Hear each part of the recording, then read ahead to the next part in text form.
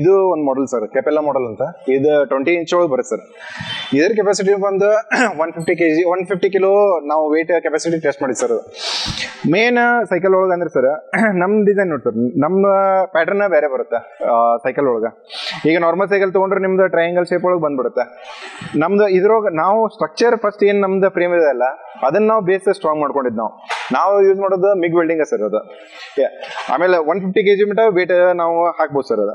ಆಮೇಲೆ ನಾವು ಸ್ಟೀಲ್ ಮಡ್ಗಡೆ ನಾವು ಇಂಟ್ರೊಡ್ಯೂಸ್ ಮಾಡ್ಬೋದು. ಅಂದ್ರೆ ಮೊದಲ ನೀವು ಅಟ್ಲಾ ಸೈಕಲ್ ಒಳಗೆ ನೋಡ್ತಿದ್ವಿ ಸರ್, ಕಿಡ್ಸ್ ವೇರಿಯಂಟ್ ಒಳಗೆ ಬಹಳ ಕಡಿಮೆ ಇರ್ತದ. ಮತ್ತೆ ನಾವು ವಾಪಸ್ ಕ್ರೋಮ್ ಮಡ್ಗಡೆ ನಾವು ಸ್ಟಾರ್ಟ್ ಮಾಡಿದ್ವಿ ಸರ್.